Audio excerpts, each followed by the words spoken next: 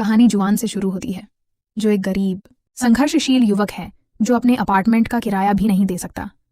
वह एक कलाकार के रूप में काम करता है और यद्यपि उनकी कला से थोड़ी बहुत कमाई होती है, लेकिन ये ज्यादा नहीं है। हम उसे सड़क पर बैठकर एक सुंदर लड़की का चित्र बनाते हुए देखते हैं। जब वह काम पूरा कर लेता है तो वह कलाकृति देखकर आश्चर्यचकित हो जाती है, लेकिन जैसे ही वह एक नई पेंटिंग शुरू करने वाला होता है, एक शानदार कार उसके सामने आकर रुकती है। अंदर गांव का सबसे अमीर आदमी है। जुआन को यह जानकर आश्चर्य हुआ कि इस व्यक्ति के साथ कोई और नहीं बल्कि जुआन की पूर्व प्रेमिका थी। अमीर आदमी जानबूझकर उसके सामने जुआन को अपमानित करता है। वह उस पर पैसे फेंकता है और मजाक उड़ाता है। ये लो, इससे तुम्हारी पूरे दिन की कमाई निकल जाएगी। फिर उसके चेहरे पर हंसी आ गई। जुआन शर्मिंदा है और उसके पास केवल एक चौथाई कपड़े हैं। वह अपना सामान समेटता है और अपनी पुरानी कार की ओर चल पड़ता है। ईमानदारी से कहूं तो यह कहना कठिन है कि वह गाड़ी चला रहा है या गाड़ी उसे घसीट रही है। जुआन अपने गांव लौटता है, जो कलाकारों, दीर्घाओं और चित्रकारों के घरों से भरा हुआ है। मेरे मित्र, आप इसे कलाकारों का स्वर्ग कह सकते हैं। घर लौटते समय उसकी मुलाकात अपने मकान मालिक से होती है, जो बकाया किराया मांगता है। तंग आकर जुआन ने किराए के पैसे उसके चेहरे पर फेंक दिए। उसके जाने से पहले मकान मालिक ने उससे कहा, यह तो केवल पिछले महीने का है, इस महीने का किराया अभी भी बकाया है। जुआन ने सहजता से जवाब दिया, मैं बाद में भुगतान कर दूंगा। इससे मकान मालिक इतना क्रोधित हो जाता है कि उस पर पानी की बोतल फेंक देता है। अब आप उम्मीद करेंगे कि जुआन इसे वापस फेंक देगा, है ना? नहीं, हमारा प्यारा जुआन बोतल उठाता है और उसे धीरे से अपने संग्रह में रख देता है। वह प्रत्येक माह के अंत में प्लास्टिक की बोतलें इकट्ठा करके बेचते हैं। मकान मालिक ने उपहास करते हुए कहा, यह गरीब आदमी का तर्क है। जुआन किस प्रकार प्लास्टिक और डिब्बे एकत्रित करता है, इसका मजाक उड़ाया गया। बेशक, जो लोग ये काम करते हैं उनके प्रति पूरा सम्मान है।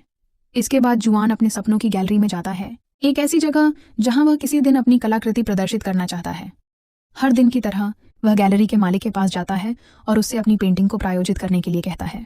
वह कुछ पैसे भी सौंपता है, लेकिन मालिक हंसते हुए कहता है, यह दीवार का 1 वर्ग मीटर भी नहीं ढक पाएगा। वह जुआन को छोड़कर ऊपर चला जाता है। जुआन उसके पीछे जाता है और उससे अपनी पेंटिंग प्रदर्शित करने की विनती करता है। मालिक ने ठंडे स्वर में जवाब दिया, जुआन, तुम्हारी कलाकृति कचरा है। जुआन अपना बचाव करते हुए कहता है, मेरी हालत में बहुत सुधार हुआ है। मेरी गर्लफ्रेंड टियोन भी इससे प्रभावित है। अब मैं आपको बता दूं कि मेरी दोस्त टैन अंधी है। सच में, मैं मजाक नहीं कर रहा। सालों पहले आंखों की समस्या के कारण उसकी आंखों की रोशनी चली गई थी। गैलरी मालिक ने उपहास किया, तो तुम अपनी अंधी गर्लफ्रेंड की राय पर भरोसा कर रहे हो? तुम पागल हो गए हो। फिर वह आलू की एक और पेंटिंग की ओर इशारा करते हुए कहता है, अब जब मैं इसे देखता हूं तो मुझे सचमुच भूख लगती है। ये कितना असली लगता है। जुआन हताश, समझ नहीं पा रहा है कि क्या कहे। अब तियान के बारे में वह देख नहीं सकती और उसे बस एक ही काम मिल पाया है, मसाज थेरेपिस्ट का। बदकिस्मती से इस काम में उसे उत्पीड़न का खतरा रहता है और उस जगह के लोग उसकी अंधेपन का फायदा उठाते हैं। एक दिन जुआन किसी को उसे परेशान करते हुए पकड़ लेता है और तुरंत बदला लेता है और उत्पीड़कों के साथ ठीक वैसा ही करता है जैसा उन्होंने उसके साथ किया था। वह उनसे कहता है, अब क्या तुम्हें भी वैसा ही महसूस हो रहा है जैसा इस बेचारी लड़की को हो रहा है? वह उम्मीद करता है कि उन्हें अपने की पर पछतावा होगा, लेकिन इसके बजाय वे एकजुट होकर उसे पीटते हैं। पिटाई के बाद जुआन और टैन उस अपार्टमेंट में जाते हैं जहां वह उसके जख्मों का इलाज करती है। जुआन बढ़ा चढ़ाकर कहती है, मैंने उन सबको बेरहमी से पीटा। त्यान, जिसने हमलावरों की चीखें सुनी, कहती है, हाँ, मैंने उन्हें पिटाई से दर्द होते सुना था। उसे पता नहीं था कि असल में जुआन चिल्ला रही थी। फिर जुआन उसे एक तोहफे, एक जोड़ी जूते देकर सरप्राइज देता है। उसे वे जूते बहुत पसंद हैं। वे कुछ देर साथ में नाचते हैं और जैसे ही जुआन झुकता है उसे मुंह से मुंह लगाने के लिए, मत पूछो क्यों, अचानक उसे कमरे में किसी और की आवाज सुनाई देती है। वह पूछती है, कौन है? जुआन झट से कहता है, बस एक दोस्त जिसे बेदखल कर दिया गया है। वह मेरे साथ ही रहेगा। वह अपने दोस्त से आंखें बंद रखने को कहता है, लेकिन टीन असहज महसूस करता है और चला जाता है। बाद में जुआन और उसका दोस्त छत पर सॉस पीने जाते हैं। वे इतने नशे में धुत हो जाते हैं कि बेहोश हो जाते हैं। अचानक उनके ऊपर एक अंतरिक्ष यान प्रकट होता है। जुआन सदमे में जाग जाता है और अपने दोस्त को जगाने की कोशिश करता है, लेकिन वह लड़का पूरी तरह से बेहोश हो चुका होता है। अंतरिक्ष यान उनके मोहल्ले के ठीक ऊपर मंडरा रहा होता है। जुआन एक लड़की को अंतरिक्ष यान से बाहर निकलते देखता है। वह किसी कार्टून कैरेक्टर जैसी दिखती है और अपने साथ नीचे आने वाली 2 और लड़कियों की ओर इशारा कर रही है। ऐसा लगता है जैसे वे उस इलाके में चित्र बनाने आई हैं। जुआन उनकी तस्वीर लेने की कोशिश करता है, लेकिन वह बेवकूफ फ्लैश जलाना भूल जाता है। इसलिए एलियंस उसे देख लेते हैं और कुछ ही सेकंड में अपने जहाज के साथ गायब हो जाते हैं। लेकिन जुआन को पता चलता है कि उन्होंने कुछ गिरा दिया है। जब वह देखने जाता है तो पाता है कि वह एक पेन है। चूंकि वह एक कलाकार है, वह उसे रख लेता है और सो जाता है। अगली सुबह वह कांपता हुआ उठता है। उसे सब कुछ याद आ जाता है। उसका दोस्त उसे देखता है और मजाक करता है, क्या तुम मर गए हो या बस सो रहा है? जुआन उसे छत पर हुई सारी घटना के बारे में बताना शुरू करता है। उसे तब झटका लगता है जब उसका दोस्त उसके लिए विवरण पूरा करना शुरू कर देता है।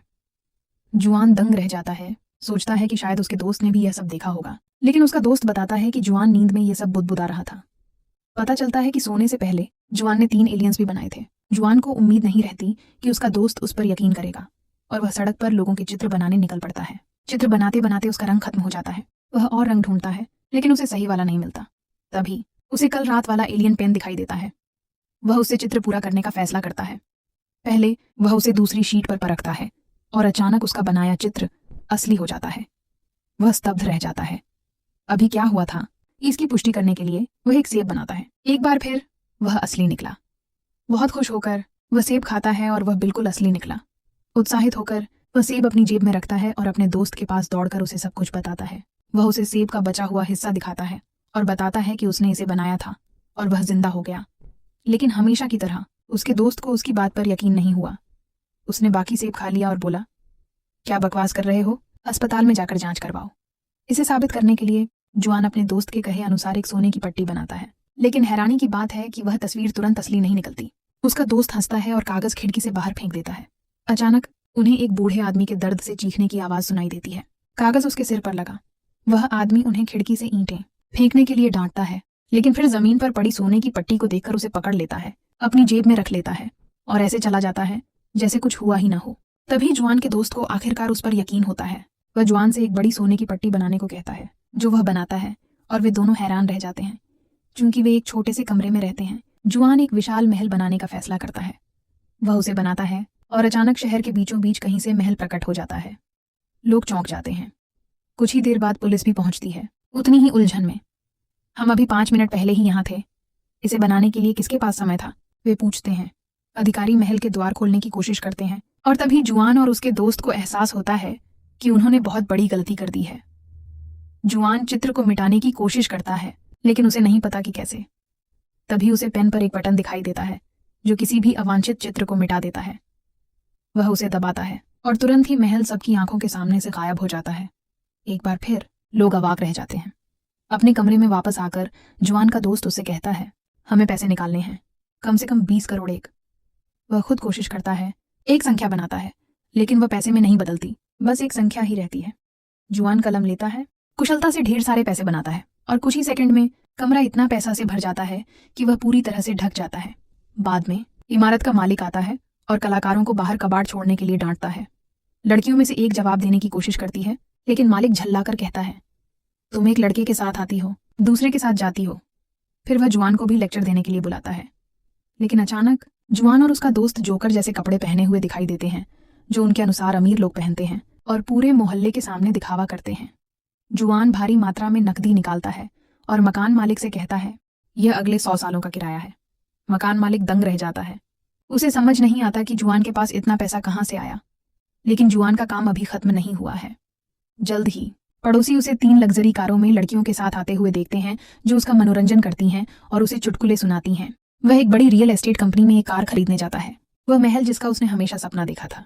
वहां वह अपनी पूर्व प्रेमिका को उसके नए प्रेमी के साथ पाता है, जो उसे मात्र $5 करोड़ का विला खरीदने से मना कर रहा है। जुआन सेक्रेटरी के पास जाता है और शहर के सबसे खास इलाके में 2 महलों की मांग करता है।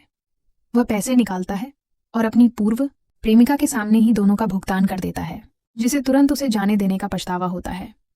उस रात बाद में जुआन अपनी अंधी प्रेमिका टियन को उसके लिए खरीदे गए नए महल में ले जाकर आश्चर्यचकित करता है। वह उससे पूछता है कि उसके सामने क्या है। वह कहती है, $4 करोड़ का महल, सब तुम्हारे और तुम्हारी खरीदी हुई चीजों के बारे में बात कर रहे हैं। जुआन थोड़ा निराश है कि सरप्राइज बेकार हो गया, लेकिन वह जश्न जारी रखता है।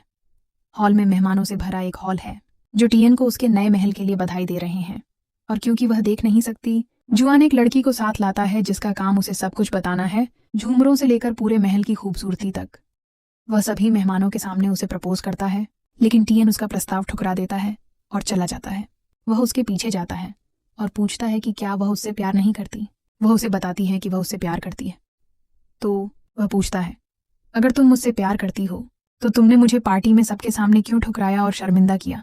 वह जवाब देती है कि उसने यह उसके भले के लिए किया, क्योंकि अगर वे शादी कर लेते तो उसे जिंदगी भर शर्मिंदगी उठानी पड़ती, क्योंकि वह अंधी है और वह अमीर है। वह अपनी पसंद की कोई भी लड़की चुन सकता था। वह उसे बताता है कि वह अमीर नहीं है, उसकी सारी दौलत उसकी कलाकृतियों से आई है। तब उसे एहसास होता है कि वह अपनी पेंटिंग बेचकर मशहूर हुआ है। वह उसे एलियंस के जादुई पेन की कहानी समझाता है। जब त्यान जादुई पेन के बारे में सुनती है तो वह उससे कहती है कि वह उसके लिए एक जोड़ी आंखें बनाए और उन्हें असली बना दे ताकि वह देख सके। जुआन को यह विचार पसंद आता है और वह बिल्कुल एक खूबसूरत लड़की जैसी आंखें बनाना शुरू कर देता है। वे इंतजार करते हैं कि आंखें चित्र से निकलकर त्यान के शरीर में प्रवेश करें, लेकिन इसके बजाय वे आंखें मंगफा के कंधे पर दिखाई देती हैं और यह भयानक होता है। वे जल्दी से आंखों को मिटा देते हैं ताकि वे ठीक वैसे ही गायब हो जाएं जैसे विला पहले हुआ था। फिर वे सोचते हैं, क्या होगा अगर उन्होंने एक पूरा चेहरा बना दिया? क्या कोई चेहरा भी दिखाई देगा? ये उतना ही डरावना हो सकता है। इसलिए वे टियन का पूरा शरीर और उसके चेहरे पर आंखें बनाने का फैसला करते हैं ताकि वे ठीक वहीं दिखाई दें जहां उन्हें होना चाहिए। चित्र बनाने में 5 घंटे लगते हैं। जब यह पूरा हो जाता है तो टियन बेसब्री से अपनी दृष्टि वापस आने का इंतजार करती है, लेकिन कुछ नहीं होता। उसे लगता है कि वे उसके साथ खिलवाड़ कर रहे थे, इसलिए वह घर से निकल जाती है। जैसे ही वह बाहर निकलती है वह अचानक दरवाजे पर गायब हो जाती है और पेंटिंग के अंदर से आंखें खुली हुए फिर से प्रकट होती हैं। ये काम कर गया, टियन अब देख सकती है। जुआन उसे घुमाने फिराने लगता है, उसे पूरे चीन की सैर कराता है। मंगफा को उस टिकटॉकर से प्यार हो जाता है जिसके लिए वह कभी मरा जा रहा था। उनकी जिंदगी पूरी तरह बदल जाती है। जुआन आखिरकार अपनी पेंटिंग्स दिखाने के लिए एक कला प्रदर्शनी में पहुंचता है। ऐसी कलाकृतियां जिनकी पहले कोई परवाह नहीं करता था या जिन्हें सबसे कम कीमत पर भी नहीं खरीदता था। अब उसकी पेंटिंग्स की नीलामी होती है और लोग बोली बढ़ाते रहते हैं। यह सब इसलिए क्योंकि वह अमीर हो गया था और हर कोई सोचता है कि यह उसकी पेंटिंग्स के पीछे की प्रतिभा की वजह से है। लेकिन बात यह है कि जादुई कलम हवा से चीजें नहीं बनाती। टियन की आंखें यूं ही नहीं चली गईं। जिस क्षण उसे अपनी दृष्टि मिली, ठीक उसी क्षण एक मशहूर अभिनेत्री ने एक फिल्म के सेट पर अचानक अपनी दृष्टि खो दी। यह घटना वायरल हो गई और लोग यह सोचकर दंग रह गए कि आखिर उस अभिनेत्री की आंखों को क्या हुआ। यहाँ तक कि चित्र बनाने में इस्तेमाल किए गए पैसे भी कहीं से नहीं आए। इतनी ही रकम एक बैंक से गायब हुई और सुरक्षा कैमरों ने उसे गायब होते हुए कैद कर लिया। पुलिस ये समझने की कोशिश में पागल हो गई कि आखिर हुआन इतना अमीर कैसे हो गया। ली चोंगी भी बेहद ईर्ष्यालु हो गया और ये पता लगाने लगा कि हुआन इतना अमीर कैसे हो गया। बैंक चोरी के बारे में सुनकर उसने कड़ियों को जोड़ा और पुलिस से संपर्क किया और उन्हें बताया कि वह किसी ऐसे व्यक्ति को जानता है जो रातों रात अमीर हो गया। जरूर उसी ने पैसे चुराए होंगे। पुलिस को पता चलता है कि हुआन ने अपार्टमेंट खरीदने के लिए जिन पैसों का इस्तेमाल किया था उनके सीरियल नंबर चोरी हुए बैंक फंड से मिलते हैं। वे उसे और मंगफा को एक कला नीलामी के बीच में गिरफ्तार करने जाते हैं। ठीक उसी समय जब लोग उसकी पेंटिंग्स खरीद रहे होते हैं, हुआन और मंगफा समझाने की कोशिश करते हैं कि उन्होंने कुछ नहीं चुराया। उनके पास एक तरह का जादू है जिससे वे जो चाहें पा सकते हैं, लेकिन वे जादुई पेन का जिक्र नहीं करते। वे पुलिस से कहते हैं, कुछ भी मांग लो, हम अभी प्रकट कर देंगे। पुलिस एक फेरारी मांगती है। जुआन और उसका दोस्त विनती करते हैं कि जादू चलते समय कोई उनकी तरफ न देखे और अचानक पुलिस स्टेशन के अंदर एक लाल फेरारी आ जाती है। पुलिस वाले दंग रह जाते हैं और चूंकि चोरी का कोई सबूत नहीं होता इसलिए उन्हें छोड़ दिया जाता है। उसी रात किसी ने उनके दरवाजे पर दस्तक दी। वे घबरा गए। उन्हें लगा कि पुलिस फिर से आ गई है, लेकिन पता चला कि वह जुआन की पूर्व प्रेमिका थी जो भौतिकवादी थी और उसे बहुत पहले छोड़ चुकी थी। उसके पति चित्रकार ली चांगी ने जुआन से ईर्ष्या के कारण उसे मारा था। वह उस समय जुआन को न चुनने और सिर्फ पैसों की परवाह करने के लिए माफी मांगने आई थी। वह उससे कहती है कि वह अपने पति को तलाक देकर अपने परिवार के पास वापस जा रही है, लेकिन जुआन कहता है कि उसने उसे छोड़कर कुछ गलत नहीं किया।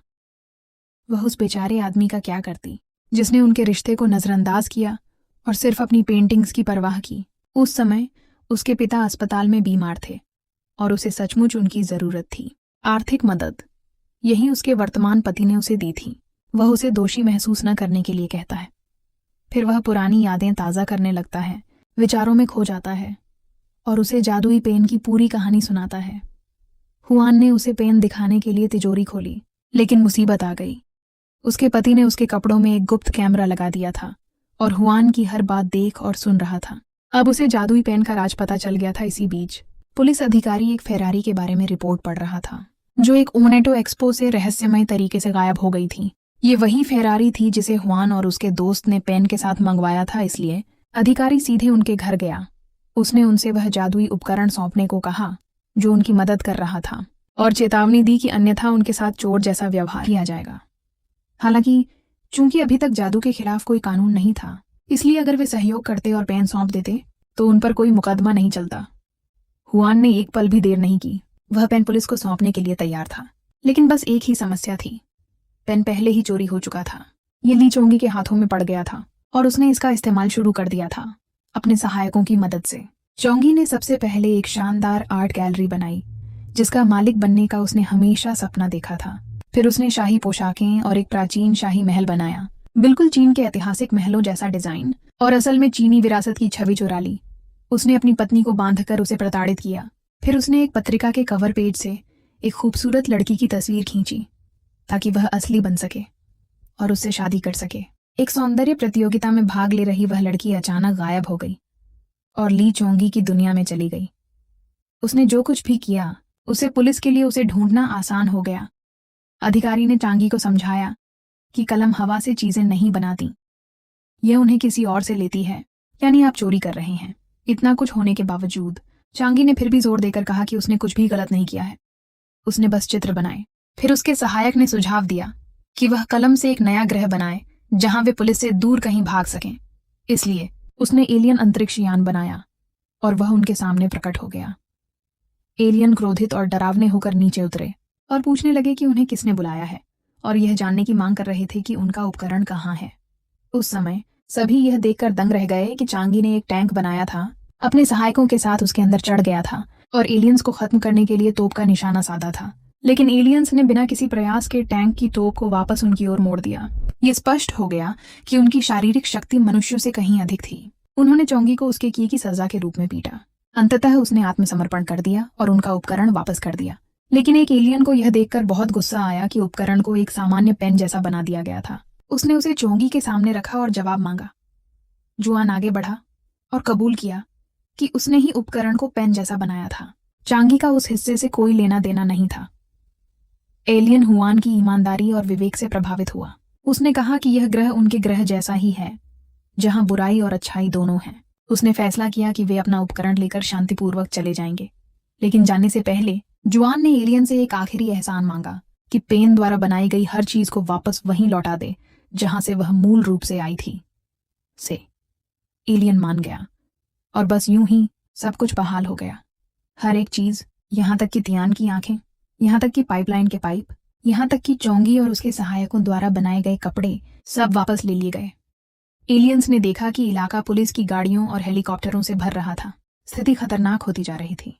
उन्हें एहसास हुआ कि यह सारी अराजकता उनकी वजह से थी, और चूंकि उनका अंतरिक्ष यान भी अपने मूल स्थान पर लौट आया था, इसलिए उनके पास वापस जाने के लिए कुछ भी नहीं था।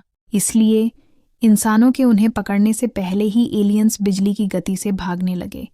उसके बाद पुलिस ने चोंगी और उसके सहायकों को उस सुंदरी का अपहरण करने के आरोप में गिरफ्तार कर लिया, जिसका चित्र पत्रिका से लिया गया था और उसे बंधक बना लिया गया था।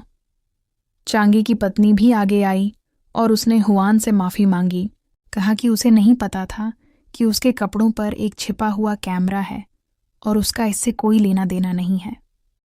और इसी के साथ जादुई कलम की कहानी खत्म हो गई। जिंदगी पहले जैसी हो गई।